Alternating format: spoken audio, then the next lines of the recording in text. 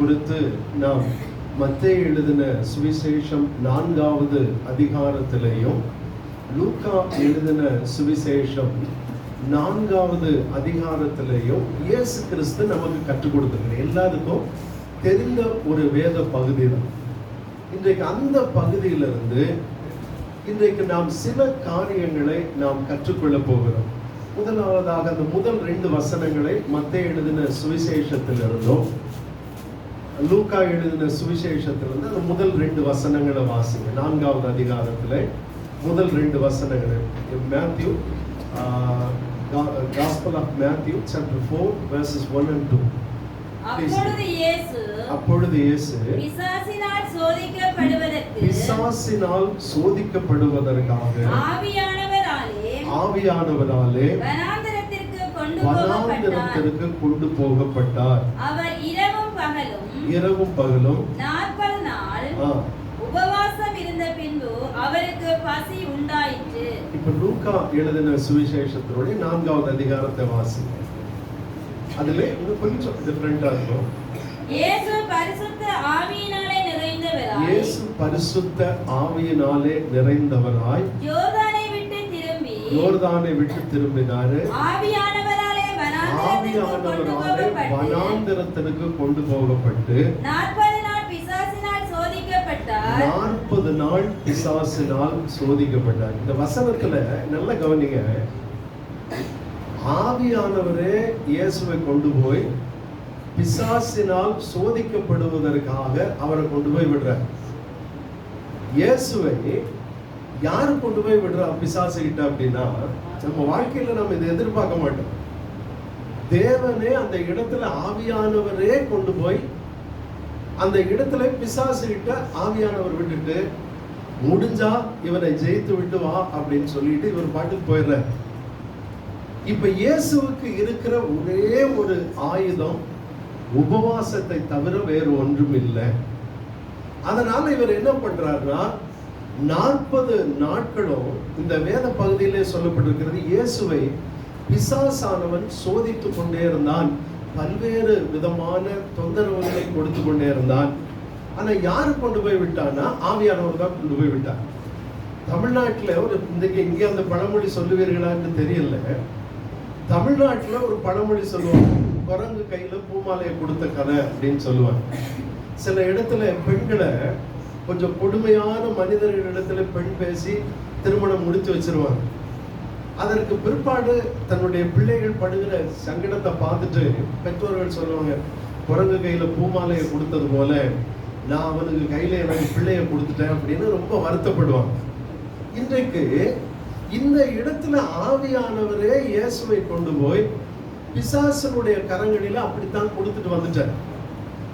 நம்ம இதை எதிர்பார்க்க மாட்டோம். தேவனே அந்த இடத்துல பிசாசை இடத்துல இயேசு கிறிஸ்துவை ஒப்பு கொடுக்கிறார். இந்தாப்பா, நான் இவரை கொண்டு வந்து விட்டு விட்டேன், முடிஞ்சா நீ ஜெயிச்சுக்கோ, இல்லாவிட்டால் இயேசுவை பார்த்து ஆவியானவர் சொல்லிவிட்டு நீ முடிஞ்சா அவரை ஜெயிச்சுக்கோ. சில ஆண்டுகளுக்கு முன்பாக எனக்கு எதிராக போலீஸ் ஸ்டேஷன்ல ஒரு வழக்கு பதிவு செய்தார்.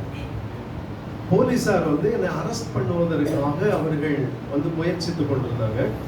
பட் போலீஸ் பீப்புள் எனக்கு முடிந்த அளவிற்கு அவர்கள் உதவியாக இருந்தாங்க. பாஸ்டர், இது மேல ஒரு பொய் வழக்கை கொடுத்து விட்டாங்க, அதனால எங்களால் ஒன்றும் செய்ய முடியாது, வழக்கு பதிந்து விட்டு இந்த வழக்கிற்காக உங்களை நாங்கள் கைது செய்ய வேண்டியது இருக்கிறது என்று சொல்லிவிட்டு, ஆனால் என்னை கைது செய்யல.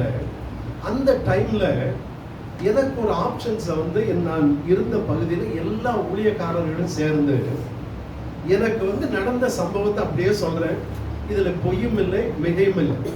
அப்ப எல்லா ஊழியக்காரர்கள், பல ஊழியக்காரர்கள், பெரிய ஊழியக்காரர்கள் இடத்துல நான் போய், ஐயா இந்த மாதிரி எனக்கு எதிராக ஒரு பொய் வழக்கு பதிவு செய்து எனக்கு போலீஸ் ஸ்டேஷன்ல அரெஸ்ட் பண்ணுவதற்கு வாய்ப்பு அதிகமாக இருக்கிறது, எனக்கு கொஞ்சம் உதவி செய்யுங்க அப்படின்னு சொன்ன பொழுது, அந்த ஊழியக்காரர்கள் என்னிடத்திலே சொன்ன ஒரு காரியம், தம்பி, இந்த இடத்திலிருந்து நீ ஊழியத்தை விட்டுட்டு போயிட்டீன்னா உனக்கு எதிரான வழக்கை நாங்கள் அவர்களோடு பேசி வாபஸ் வாங்கிட சொல்லிடுறோம், உனக்கு எதிரான வழக்கை நாங்கள் கேன்சல் பண்ண சொல்றோம்ட்டு அவங்க பேசுறாங்க. எனக்கு மொத்தத்துல யாரும் ஊழியக்காரர்கள் உதவி இல்லை, என்னுடைய சபையாரும் அந்த அளவிற்கு ஒரு நல்ல திறமை படைத்தவர்கள் இல்லை. ஒரு சமயத்திலே எனக்கு ரெண்டே ஆப்ஷன்ஸ் தான் இருக்கிறது. ஒன்று, போலீஸ்ல நான் அரெஸ்ட் ஆவதற்கான வாய்ப்பு. இரண்டாவது, இந்த ஊழியக்காரர்களுடைய காலில விழுந்து நான் ஊழியம் பண்ண மாட்டேன்ட்டு போறதுக்கு ரெண்டாவது வாய்ப்பு கொடுக்கப்பட்டது. என்னுடைய வாழ்க்கையில இந்த ஆப்ஷன் தான் இருக்குது. அப்ப அந்த இடத்துல ஒரு நல்ல ஒரு தேவனுடைய மனிதர், நான் ரொம்ப நேசிக்கிறேன் ஒரு தேவ மனிதர் அங்க வந்திருந்தார் ஒரு இரவு வேளையில. அப்ப அவரை பகல் வேளையிலே சென்று அவரை பார்க்க முடியல. ஒரு இரவு வேளையில அவரை போய் நான் போகிறேன். ஒரு இரவுல ஒரு 12 மணிக்கு அவர் எங்களுடைய பகுதிக்கு வந்திருந்தார். அவரை போய் பார்த்து விட்டு அவரை சொன்னேன், எங்க வீட்டுக்கு வர வேண்டாம், பஸ் ஸ்டாண்ட்ல வழியில் ஆண்ட வேலை அவர் நிற்கட்டும், நான் வந்து அவரை பார்த்து கொள்கிறேன் என்று ரகசியமாக அவரை பார்க்க போகிறேன். ஏன் என்று சொன்னால் எனக்கு ஒரு இக்கட்டான நிலை. ஒன்று, ஊழியத்தை க்ளோஸ் பண்ண வேண்டும், இல்லைன்னா போலீஸ்ல அரெஸ்ட் ஆகணும். இதுதான் என்னுடைய சிச்சுவேஷன். எனக்கு ஒன்றும் வழி தெரியல. வாழ்க்கையை தேவனுடைய ஊழியத்திற்காக ஒப்பு கொடுத்து விட்டுட்டு ஊழியத்தை நான் முடிக்க போறேங்கிறது வாழ்க்கையில பெரிய தோல்வி. இதை என்னால் ஏற்றுக்கொள்ள முடியவில்லை. ஆனா போலீஸ்ல அரெஸ்ட் ஆனாலும் சாதாரணமாக ஊழியம் க்ளோஸ் ஆயிடும்.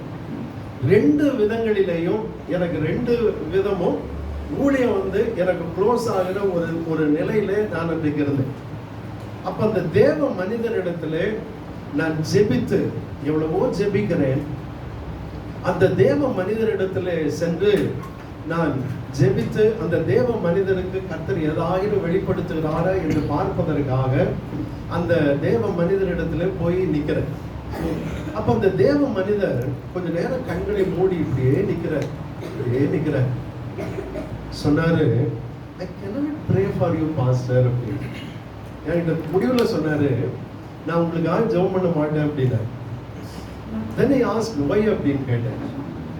உங்களுடைய ஊழியத்தை சத்துரு முற்றிலும் சூழ்ந்துட்டான், பிசாசு சூழ்ந்து விட்டான்.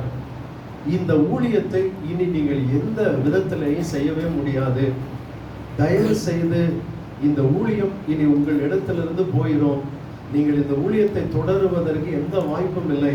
பிசாசானவன் உங்களை சூழ்ந்து நிற்கிறான். ஊழியத்தை எந்த விதத்திலும் செய்ய முடியாதபடிக்கு இந்த இடத்துல பிசாசானவன் உங்களை சூழ்ந்து நிற்கிறான் என்று சொல்லிவிட்டு அவர் டக்குனு ஜெபம் கூட பண்ணல, போயிட்டார். ஆனால் அந்த ஒரு வார்த்தை என் மனதில், பிசாசானவன் ஊழியத்தை முடித்து விடுவதற்கு அவன் ஆயத்தமாகிவிட்டான் என்பதை அந்த ஊழியக்காரர், அவருக்கு என்ன தெரியாது நான் என்ன பிரச்சனையில் இருக்கிறேன். அந்த ஊழியக்காரர் சொல்லி முடித்த பின்பு அந்த இரவு நான் தூங்கவே இல்லை. ஆண்டவரே, இப்பொழுது நான் சாத்தானுடைய கரங்களில் ஒப்பு கொடுக்கப்பட்டது போல இருக்கிறேன். எனக்கு ஒன்றுதான் தெரியும், சாத்தானை விட என்னுடைய கர்த்தர் பெரியவர் என்று எனக்கு தெரியும். இப்ப நான் சாத்தானுடைய கரங்களிலே நான் விழுந்து விடுகிறேன் அல்லது நான் தோல்வி அடைந்து விடுகிறேன் என்று சொன்னால், I will close that ministry.